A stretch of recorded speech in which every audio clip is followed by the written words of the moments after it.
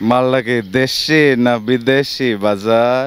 আমরা এক ধরনের একটা ভেঞ্চার করছি, আমাদের বাজেট, আমাদের স্কেল সবকিছু মিলে সিনেমার আয়োজনটা বড় হচ্ছিল তুফান থেকে। এই জীবনটা আপনার গিফটেড, তো এই গিফটেড সিচুয়েশনের মধ্যে আপনি আপনার যে কোনো পরিস্থিতিতে জীবনটাকে উদযাপন করার চেষ্টা করেন। প্রিয় দর্শক, আমাদের সঙ্গে এখন যিনি আছেন তিনি 30 বছর ধরে এই মিডিয়া কাজ করে যাচ্ছেন, কখনো নির্মাণ, কখনো লেখনী, কখনো আবার অভিনেতা। তিনি আমাদের সবার প্রিয় সুমন আনোয়ার। আজকে আড্ডা হবে তার সাথে। সুমন ভাই, কেমন আছেন? খুব ভালো আছি এবং আপনার সাথে আবার এই সুন্দর প্রিয় জায়গায় ধানমন্ডি লেকে আড্ডা মারতে পেরে আমার কাছে খুবই ভালো লাগছে। আপনি লেখেন, আপনি নির্মাণ করেন, আপনি অভিনয় করেন, কোনটাকে বেশি এনজয় করেন বা কোনটা থেকে সবচেয়ে বেশি ভালোবাসা পেয়েছেন? বান্ডেল থাকলে প্রতি সেনমানিতে টাকা বাঁচবে।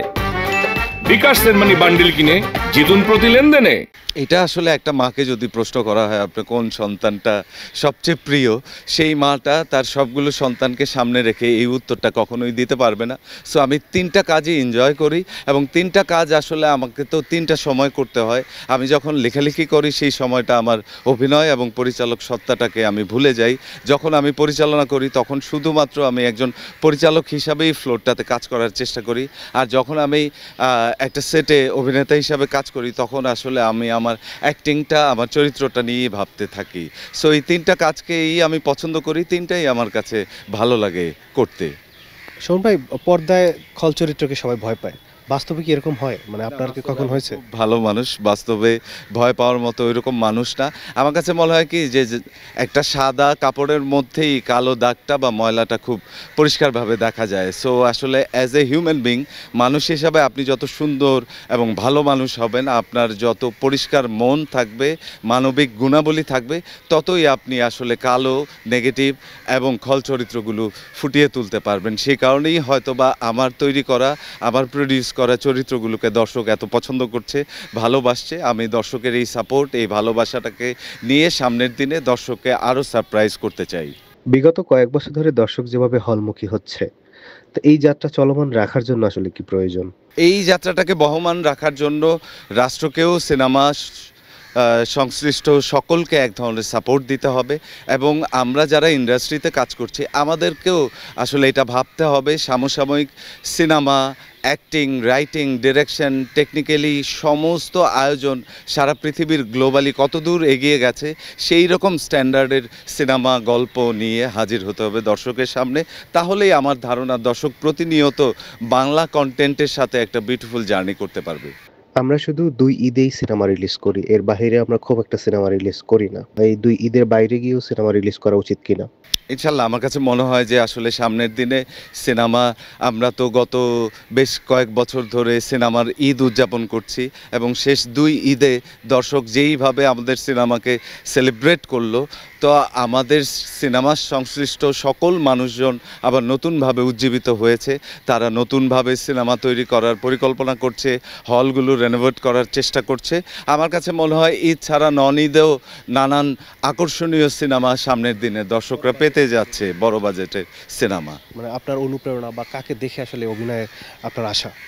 আমার আসলে সেই অর্থে অনুপ্রেরণা যদি আপনি বলেন যে আসলে আমার নিজের মধ্যে থেকেই আমার এক ধরনের অনুপ্রেরণা তৈরি হয়েছে যে আমি আসলে কিভাবে এই সেক্টরটাতে অনেক সুন্দরভাবে কাজ করে দর্শককে এন্টারটেইন করতে পারি এবং দর্শকের একদম মনের কাছে পৌঁছাতে পারি লেখক হিসাবে, শিল্পী হিসাবে, পরিচালক হিসাবে। সেই জার্নিটা করতে গিয়ে আমার কাছে মনে হয়েছে আপনি যদি অ্যাজ এ হিউম্যান বিং, একজন মানুষ হিসাবে আপনি যদি খুব সুন্দর এবং পরিষ্কার এবং সৎ মানুষ হন, তবেই একজন সুন্দর শিল্পী হওয়া সম্ভব। আপনার সবচেয়ে কাছের বন্ধু কারা ভাই?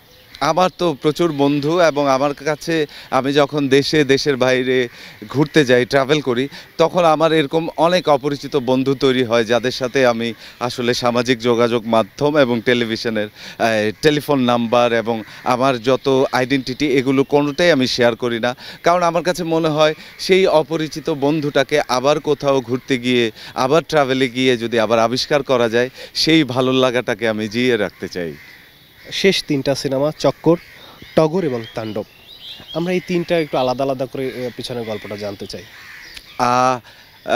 তাণ্ডব একটা সিনেমা যেখানে আসলে বাংলাদেশের সিনেমার এই জার্নিটা শুরু হয় রায়হান রাফি, এসবিএফ এবং আলফা শারিয়া শাকিল সহ আমরা এক ধরনের একটা ভেঞ্চার করছি। আমাদের বাজেট, আমাদের স্কেল সব কিছু মিলে সিনেমার আয়োজনটা বড় হচ্ছিল তুফান থেকেই, তার পরবর্তীতে তাণ্ডব, আর এই ঈদ এবং গত ঈদে দুইটা গল্পের সিনেমা দর্শককে অনেক বেশি এন্টারটেইন করেছে, তার মধ্যে চক্কর অন্যতম, এবং এই ঈদে উৎসব খুব দারুণভাবে যাচ্ছে। এবং আমার আরও একটি চলচ্চিত্র এই ঈদে রিলিজ হয়েছে যেটার নাম টগর, সেটা আসলে সিঙ্গেল স্ক্রিনগুলোতে এখনও খুব দারুণভাবে চলছে। তো সব কিছু মিলিয়ে দর্শক খুব ভালো রেসপন্স, রিয়াকশন দেখিয়েছে, এবং এই ভালোবাসাটা নিয়ে আমি সামনের দিনে এগিয়ে যেতে চাই। আমরা একটা সংলাপ শুনবো, তারপরে আপনি আপনার দর্শকদের উদ্দেশ্যে যা বলার বলবেন। কে মাল লাগে দেশে না বিদেশি বাজান? আমি দর্শকদের উদ্দেশ্যে এটাই বলতে চাই যে আসলে এই জীবনটা আপনার গিফটেড, তো এই গিফটেড সিচুয়েশনের মধ্যে আপনি আপনার যে কোনো পরিস্থিতিতে জীবনটাকে উদযাপন করার চেষ্টা করেন। বেশিরভাগ মানুষ তার জীবনটাকে যাপন করে। আপনি যে কোনো পরিস্থিতিতে এক্সকিউজ না দিয়ে যদি আপনার জীবনটাকে সেলিব্রেট করতে, উদযাপন করতে শুরু করেন, তাহলে দেখবেন আপনার জীবনের চারপাশটা অনেক সুন্দর হয়ে উঠবে। আর চ্যানেল আইকে ধন্যবাদ।